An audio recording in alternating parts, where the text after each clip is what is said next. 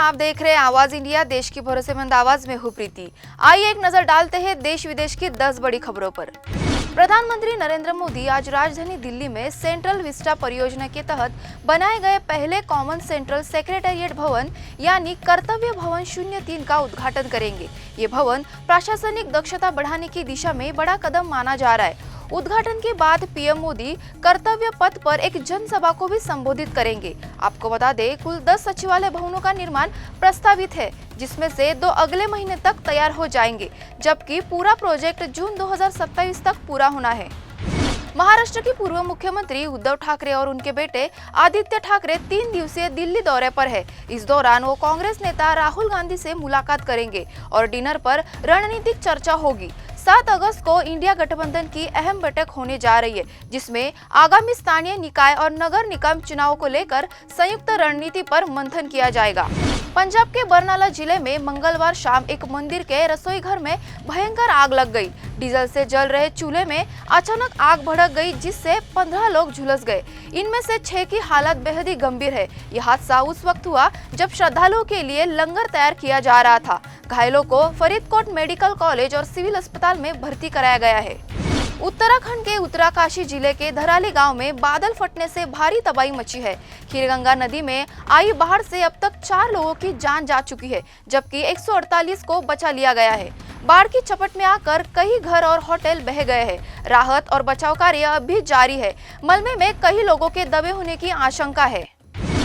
National conference नेता उमर अब्दुल्ला ने विपक्षी नेताओं को चिट्ठी लिखकर जम्मू कश्मीर को फिर से पूर्ण राज्य का दर्जा दिलाने की अपील की है। उन्होंने कहा कि ये कोई रियायत नहीं बल्कि संवैधानिक सुधार है।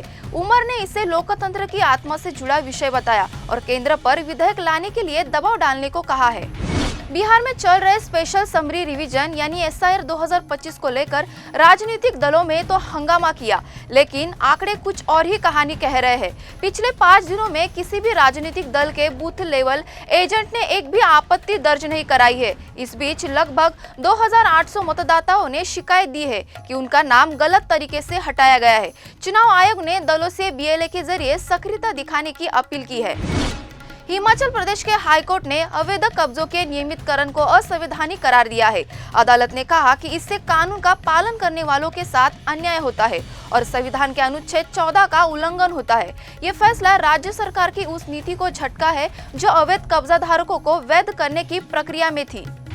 अमेरिका के पूर्व राष्ट्रपति और चुनावी दौड़ में शामिल डोनाल्ड ट्रंप ने भारत पर टैरिफ बढ़ाने की चेतावनी दी है। उन्होंने कहा कि भारत एक अच्छा ट्रेड पार्टनर नहीं है और उन्होंने फार्मास्यूटिकल सेक्टर पर 250% तक टैरिफ लगाने की बात कही है। ये फैसला 7 अगस्त से लागू हो सकता है। ट्रंप का कहना है कि वो चाहते हैं कि दवाएं अमेरिका में ही बने। मशहूर अभिनेता अनुपम खेर को 61वें महाराष्ट्र राज्य मराठी फिल्म पुरस्कार समारोह में Raj Kapoor lifetime achievement award से नवाजा गया। सम्मान पाकर खेर ने भावुक होकर कहा कि मुंबई उनकी कर्म भूमि है, जिसने उन्हें पहचान, पैसा और प्यार दिया। वे इस पुरस्कार का उपयोग महाराष्ट्र की संस्कृति और भारतीय गौरव को बढ़ाने के लिए करेंगे। महाराष्ट्र में खालिदा का शिवाजी नाम की फिल्म को लेकर बवाल तेज हो गया है। स्टेट फिल्म अवार्ड समारोह के दौरान सीएम देवेंद्र फडणवीस का भाषण विरोध के कारण रोकना पड़ा।